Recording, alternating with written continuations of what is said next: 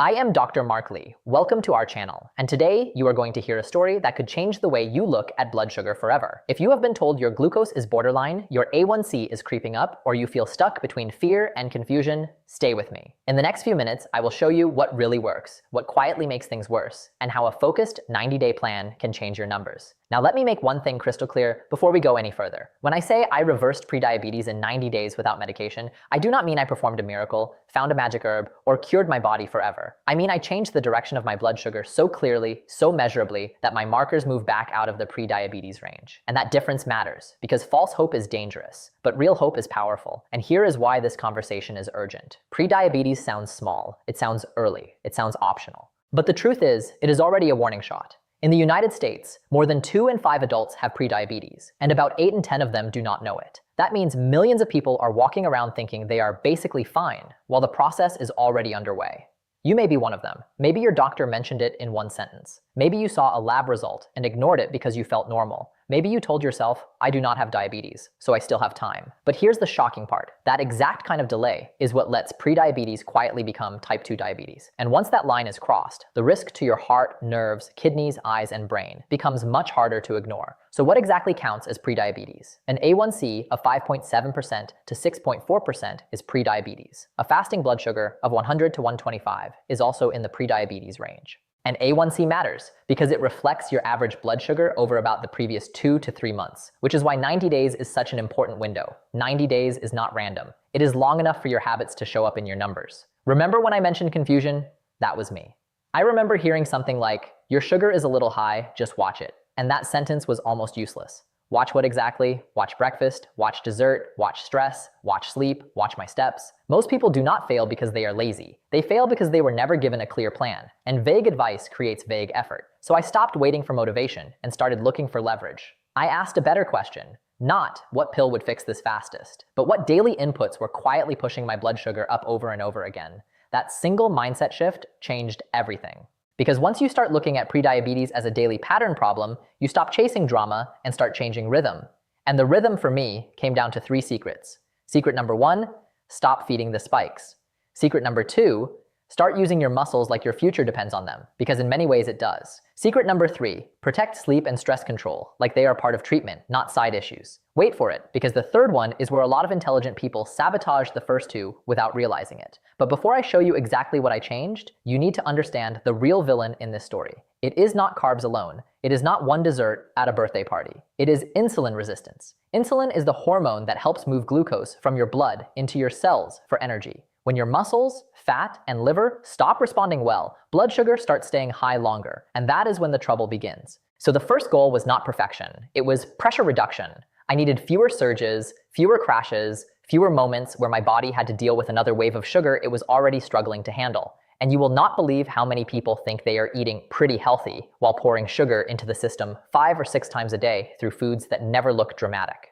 The first hidden trap was what I drank. Sweet tea, juice, fancy coffee drinks, smoothies that sounded healthy but hit like dessert. Liquid sugar is sneaky because it does not feel as serious as cake, but your body still has to handle it. I stopped drinking my sugar. That sounds simple, almost too simple, but sometimes the most powerful move is removing the thing that is happening every single day, not the thing you do once a month. The second trap was grazing. A handful here, a bite there, crackers at the counter, something sweet after lunch because I deserved it. Then something crunchy at night because the day was stressful. The truth is, many people do not have a food quantity problem as much as they have a food frequency problem. Their body never gets a break from rising insulin because they are always topping off the tank. And then came breakfast, which for many people is where the whole day goes wrong. Cereal, toast, muffins, sweet yogurt, granola bars, all easy, all familiar, all capable of making you hungry again much sooner than you expected. But here's the shocking part. If your first meal sends you into a blood sugar roller coaster, your willpower is now playing defense for the rest of the day. So I rebuilt breakfast first. I shifted toward meals that gave me more protein, more fiber, and a slower rise in blood sugar. Eggs with vegetables, Greek yogurt with berries and seeds, cottage cheese, a balanced plate instead of a beige plate. This was not zero carb, and that matters. It was controlled carb, deliberate carb, strategic carb, because extreme plans often fail the moment real life walks through the door. That same idea carried into lunch and dinner. Instead of making the starch the star, I built the meal around protein and plants, then added a smarter portion of carbohydrates. Chicken, fish, beans, lentils, salads, roasted vegetables, soups, plain yogurt, nuts, berries. The meal had to do one thing above all else: keep me full enough and steady enough that I was not hunting for rescue snacks 2 hours later. And this is where many people have their first emotional breakthrough. They expect misery. They expect constant deprivation. They expect to feel punished. But after a few days, something surprising happens. The noise starts going down. The cravings do not necessarily vanish overnight, but they lose some of their authority. Food stops barking orders at you every 90 minutes. And that is when people realize this is not just about weight. It is about freedom. Now let's have a pattern interrupt. If I told you there was one change that could lower your risk of progressing to type 2 diabetes without requiring you to become a gym fanatic, would you want to know it? Because here it is. The CDC highlights that losing just 5% to 7% of body weight and getting at least 150 minutes of activity a week can reduce the risk of type 2 diabetes by 58% and by 71% in adults age 60 and older. That is not a tiny effect. That is a life direction effect. Read that again in your mind. Not 30%. Not 40%, up to 58%, and even higher in older adults. That means you do not have to become perfect to become dramatically safer. The truth is, many people give up because they think the target is extreme. It is not. The target is meaningful consistency. And meaningful consistency looks boring when you start, but powerful when the lab work comes back. Now we get to secret number 2, and this one is massive. You cannot sit your way out of insulin resistance. You cannot think your way out of it either. Your muscles are one of the biggest places where glucose gets used, which means every decade that you lose muscle and become more sedentary, you are making blood sugar control harder, especially after 50, especially after 60, especially if your life has gradually become more chair-based than you realize. So I walked. Not heroically, not athletically, not with some dramatic playlist and a heart monitor and a personal slogan. I just walked. I started using the minutes after meals instead of donating them to the couch. Even short bouts of activity after eating can help blunt post-meal glucose rises. And older adults are advised to combine aerobic activity, muscle strengthening work, and balance training each week. Remember when I mentioned rhythm? Here is where rhythm beat intensity. 10 minutes after dinner, a walk after lunch when possible, standing more, stairs when reasonable. Light movement that happened often enough to matter. People lose this battle by imagining they need a perfect 60-minute workout, then doing nothing because they cannot fit it in. But a body that is resistant to insulin still responds to being used. Then I added basic strength work, and this is the part many older adults underestimate. Muscle is not just for appearance. Muscle is metabolic savings. Muscle is independence. Muscle is better glucose handling. It can be body weight movements, resistance bands, chair squats, wall push-ups, light dumbbells, supervised machines, or simple routines adapted to your joints and ability. The method matters less than the fact that your body gets the message. We still need this tissue. Let me give you a real lifestyle example. Imagine 2 people with the same borderline A1C. One keeps eating the same way, sits most of the day, and promises to do better soon.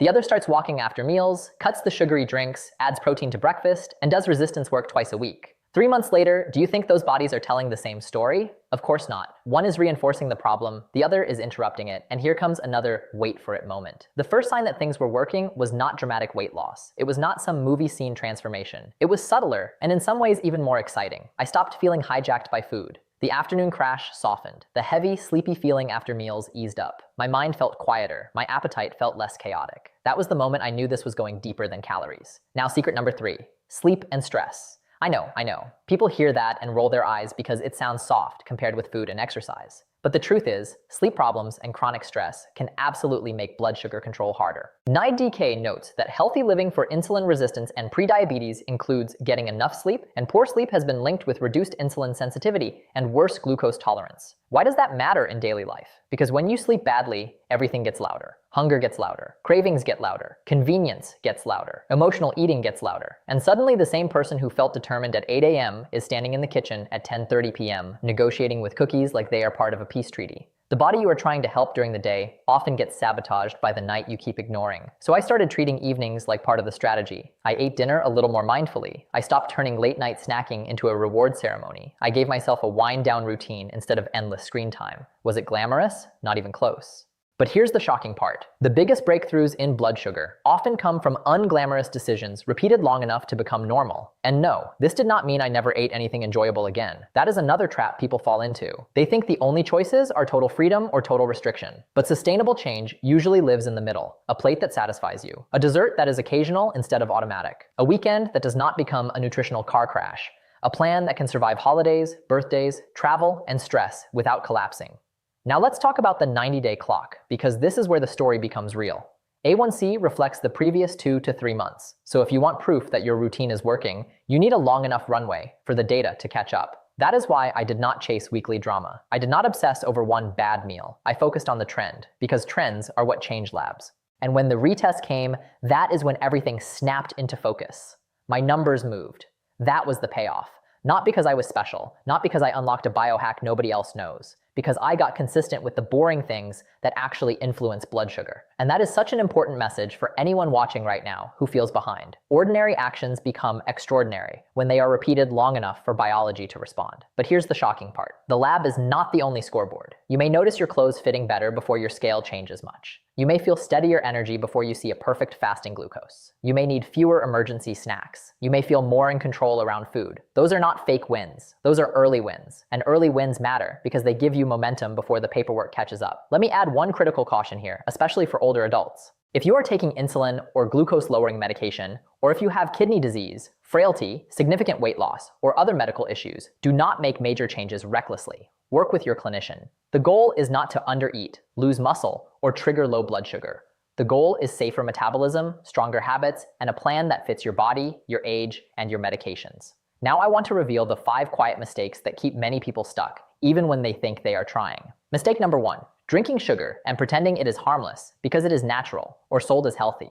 Mistake number 2. Eating too little protein early in the day. Mistake number 3. Sitting right after meals. Mistake number 4. Turning every stressful evening into a snacking event. Mistake number 5. Waiting for motivation instead of building routines. Which one is yours? Be honest. You do not need all 5 to be in trouble. 1 or 2 repeated daily can be enough to keep the needle from moving. The truth is, blood sugar is not just shaped by your best intentions. It is shaped by your repeated defaults. And defaults do not change because you want a better future. They change because you create a better system. Remember when I mentioned 3 secrets? Here is the deeper layer. Secret 1 worked because I reduced repeated spikes. Secret 2 worked because I increased glucose use through movement and muscle. Secret 3 worked because I stopped undermining the first 2 with sleep debt, stress, and nighttime chaos. When these 3 lock together, the process becomes much more powerful than trying one tiny change in isolation and wondering why nothing happened. And this is why I push back against all or nothing thinking. You do not have to cut every carb forever. You do not have to become obsessed with tracking every bite. You do not have to earn exhaustion to deserve better health. What you need is a structure that lowers the burden on your blood sugar day after day.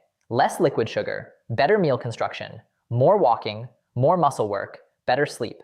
That is not flashy, but it is effective. There is another important truth I want you to hear. Prediabetes is serious, but it is also a window. CDC guidance is very clear that early action can reverse prediabetes and prevent or delay type 2 diabetes. Not next year, not after the holidays. Now, that window is where your power lives. Ignore it, and the process often advances. Respect it, and you can change the trajectory before the damage gets louder. You will notice I keep saying trajectory. That word matters, because this is not about earning a perfect body or some fantasy level of control. It is about direction. Are your habits pushing you toward rising blood sugar, rising risk, rising fatigue, rising medication needs? Or are they pushing you towards steadier energy, better markers, more mobility, and more years of independence? Health is often the sum of direction repeated, not drama repeated. And if you are over 50, let me speak to you directly for a moment. This matters even more than most people realize. With age, muscle loss can creep in. Activity can go down, sleep can get choppy, waistlines can expand without a big jump in scale weight, and all of that quietly stacks the deck toward insulin resistance. So no, this is not just about vanity. This is about protecting your energy, balance, strength, confidence, and freedom. You may be thinking, but what if I have already tried before? Then hear this carefully. Failing with a vague plan does not mean you are incapable. It means the plan was weak, inconsistent, or impossible to sustain. This time, start smaller and smarter. Fix breakfast, remove sugary drinks, walk after meals. Do 2 strength sessions a week. Protect sleep. Retest in about 90 days. That is a real strategy, not a motivational poster. And let me give you one more pattern interrupt before we close. The body changes when the environment changes. It does not care about your guilt. It does not respond to shame. It responds to repeated signals. So send better signals. Every balanced meal is a signal. Every walk after dinner is a signal. Every strength session is a signal. Every decent night of sleep is a signal. And eventually the lab work becomes the echo of those signals. So if I had to boil my 90-day turnaround down to one sentence, it would be this. I stopped feeding the spikes, I started using my muscles again, and I repeated those choices long enough for my blood work to notice. That is it. That is the big reveal. Not glamorous, not mystical, not effortless, but powerful, because it works with the body instead of fighting it. If this message is hitting you right in the chest, type 90 days in the comments. Not because comments magically lower A1C, but because naming a commitment changes how seriously you take it. And I want to know which of the 5 mistakes you are ready to fix first. Was it drinks, breakfast, sitting after meals, night snacking, sleep? Put it in the comments, because the moment you name the pattern, you start breaking the pattern. Subscribe right now if you want clear, no hype guidance on blood sugar, insulin resistance, energy, and metabolic health after 50. And do not miss the next video, because I am going to show you the breakfast and bedtime habits that quietly quietly keep A1C stuck in the prediabetes range, even when people swear they are eating pretty healthy. You won't believe how common those mistakes are. And once you see them, you will never look at your routine the same way again.